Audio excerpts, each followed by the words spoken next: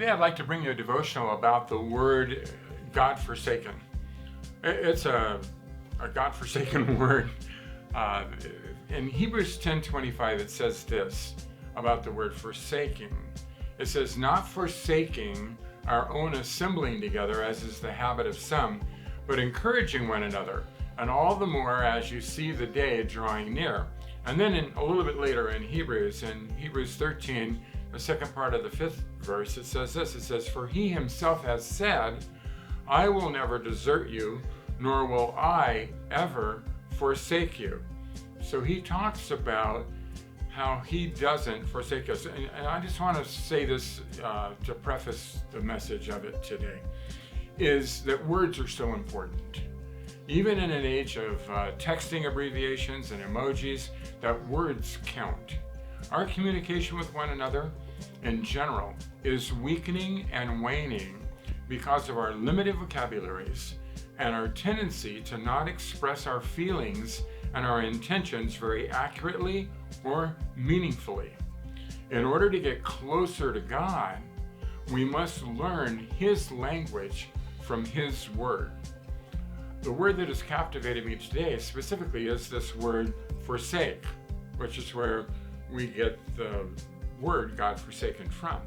In the original language, whether Greek or Hebrew, because this word is in both Testaments, New and Old, it means, the word forsake means to leave, to abandon, or to break the covenant.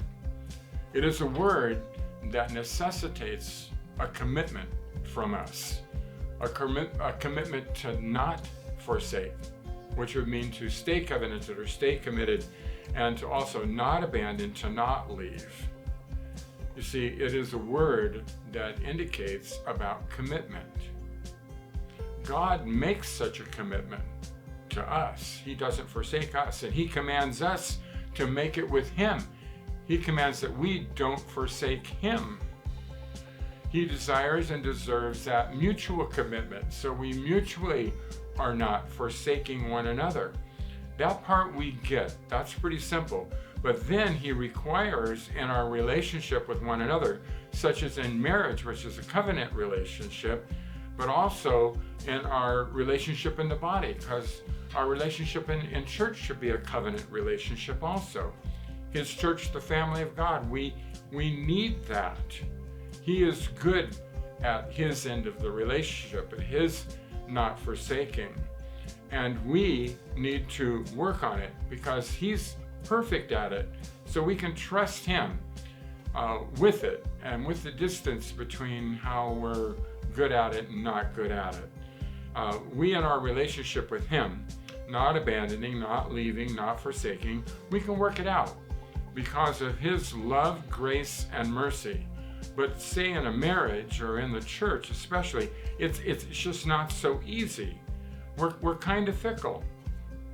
We're really very non-committal, and we're easily disconnected. And that's certainly been true in this last year and a half in particular. And the only solution is that there needs to be more grace, more love, and more mercy in His church, just like in marriage and just like in our relationship with Him. He is perfect, we are not. But in an increasingly God-forsaken world, we more than ever need His family, His body, and His church, and we need deeper covenanted relationships. We have so much work to do. We have much forgiveness and much reconciling, much restoring, and much fellowshipping that needs to happen. But we need to do it with so much more mercy and grace and love. Oh, God help us. And thank you, Lord, for not forsaking.